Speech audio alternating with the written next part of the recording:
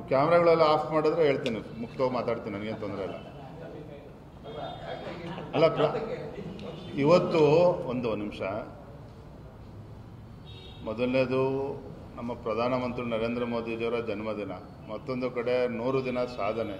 ಈ ವಿಚಾರ ಹಿಡ್ಕೊಂಡು ಇವತ್ತು ಪತ್ರಿಕಾಗೋಷ್ಠಿಯನ್ನು ಮಾಡಿರ್ತಕ್ಕಂಥದ್ದು. ಏನು ಹಿರಿಯರು ಅನೇಕ ಪ್ರಶ್ನೆಗಳನ್ನು ಎತ್ತಿದ್ದಾರೆ, ಅದೆಲ್ಲವೂ ಕೂಡ ಬಹಿರಂಗ ಆಗಿದೆ. ಯಾವುದು ಕೂಡ 4 ಗೋಡೆ ಮಧ್ಯೆ ಇಲ್ಲ. ಅದು ಎಲ್ಲವನ್ನೂ ಕೂಡ ಪಕ್ಷದ ಹಿತದೃಷ್ಟಿಯಿಂದ ನುಂಗ್ಕೊಂಡು ನನ್ನ ಮುಂದೆ ಇರತಕ್ಕಂಥ ಗುರಿ ಭಾರತೀಯ ಜನತಾ ಪಾರ್ಟಿಯನ್ನು ಮುಂದಿನ ದಿನಗಳಲ್ಲಿ ಸ್ಪಷ್ಟ ಬಹುಮತದೊಂದಿಗೆ ಅಧಿಕಾರಕ್ಕೆ ತರಬೇಕು ಅನ್ನೋ ಒಂದು ಸಂಕಲ್ಪದೊಂದಿಗೆ ನಾನು ಕೂಡ ಹೊರಟಿದ್ದೇನೆ. ಎಲ್ಲ ಹಿರಿಯರು ನನಗೆ ಆಶೀರ್ವಾದ ಮಾಡಿದ್ದಾರೆ, ಜವಾಬ್ದಾರಿ ಕೊಟ್ಟಿದ್ದಾರೆ. ಇದು ಅಧಿಕಾರ ಅನ್ನೋದಕ್ಕಿಂತ ಹೆಚ್ಚಾಗಿ ಇದೊಂದು ಜವಾಬ್ದಾರಿ.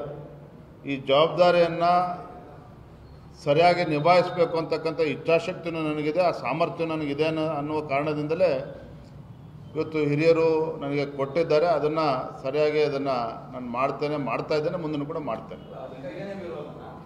ಅದ್ರ ಬಗ್ಗೆ ಮತ್ತೊಮ್ಮೆ ನಾನು ಪತ್ರಿಕಾಗೋಷ್ಠಿ ಕರೀತೇನೆ, ಈಗ ಬೇಡ.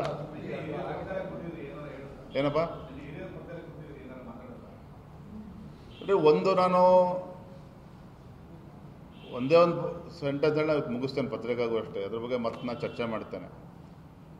ವಿಜಯೇಂದ್ರ ಒಬ್ಬ ರಾಜ್ಯದ ಅಧ್ಯಕ್ಷನಾಗಿ ಪಕ್ಷದ ಹಿರಿಯರನ್ನು ವಿಶ್ವಾಸಕ್ಕೆ ತೆಗೆದುಕೊಂಡು ಹೋಗ್ತಾ ಇಲ್ಲ ಅನ್ನೋ ಅಂಶ ನಾನು ಒಪ್ಪೋದಿಲ್ಲ. ನಾನು ಯಡಿಯೂರಪ್ಪವ್ರ ಮಗ ಅಂತಕ್ಕಂಥ ಅಹಂಕಾರದಿಂದಾಗಲಿ, ನನಗೆ ಯಡಿಯೂರಪ್ಪವ್ರ ಮಗ ಅಂತಕ್ಕಂಥ ಹೆಮ್ಮೆ ಇದೆ.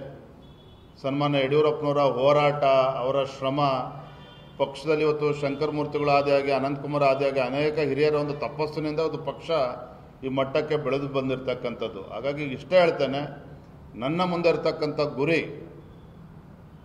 ದಕ್ಷಿಣ ಭಾರತದಲ್ಲಿ ಇವತ್ತು ಕರ್ನಾಟಕ ಅಂತ ಹೇಳಿದ್ರೆ ಭಾರತೀಯ ಜನತಾ ಪಾರ್ಟಿ ಕರ್ನಾಟಕದ ಹೆಬ್ಬಾಗಲು.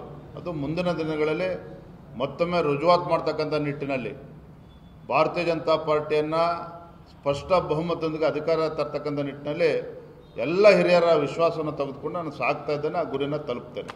ಧನ್ಯವಾದ.